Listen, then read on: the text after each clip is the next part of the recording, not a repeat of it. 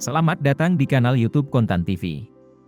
Kali ini kita akan membahas gelombang PHK yang mendera industri di tanah air. Gelombang PHK kembali menerjang industri manufaktur di Indonesia, terutama sektor padat karya seperti tekstil, alas kaki, makanan dan minuman. Ribuan pekerja kehilangan pekerjaan di tengah situasi ekonomi yang belum stabil. Bagaimana nasib para pekerja dan dampaknya terhadap ekonomi Indonesia?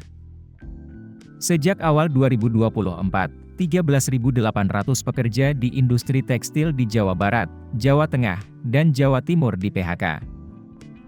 Misalnya PT Sepatu Bata Tbk menutup pabrik di Purwakarta, PHK 200 pekerja.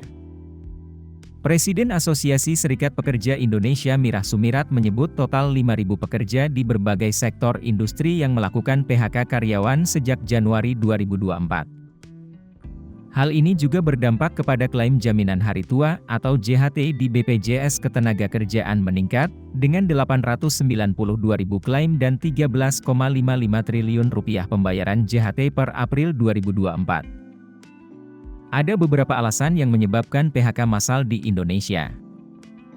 Pertama, indikasi penurunan permintaan pasar global, akibatnya permintaan produk Indonesia di pasar dunia menurun.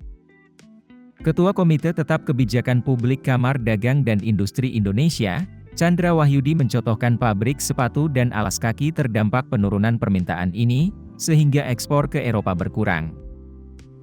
Kedua adalah perkembangan teknologi.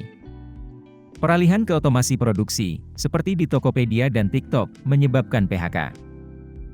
Penyebab ketiga adalah kondisi ekonomi. Di sisi eksternal, ekonomi dunia fluktuatif, ketegangan geopolitik. Sementara dari sisi internal, daya beli masyarakat turun akibat pandemi dan inflasi tinggi dan berbagai kebijakan pemerintah yang memberatkan masyarakat dan pengusaha. PHK massal ini juga akan berdampak kepada masyarakat secara langsung.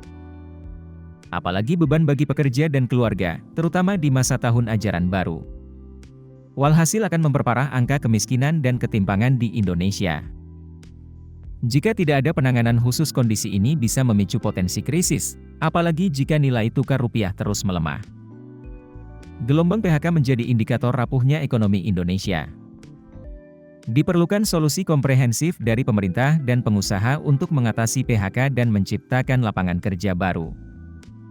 Penting untuk meningkatkan daya beli masyarakat dan menjaga stabilitas ekonomi. Masyarakat perlu bersiap menghadapi situasi yang tidak menentu dan meningkatkan keterampilan agar adaptif dengan perubahan dunia kerja.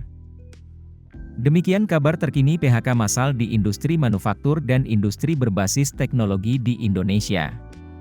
Terima kasih sudah menonton, tetap pantau kanal YouTube Kontan TV untuk mendapatkan kabar terkini berita bisnis dan investasi.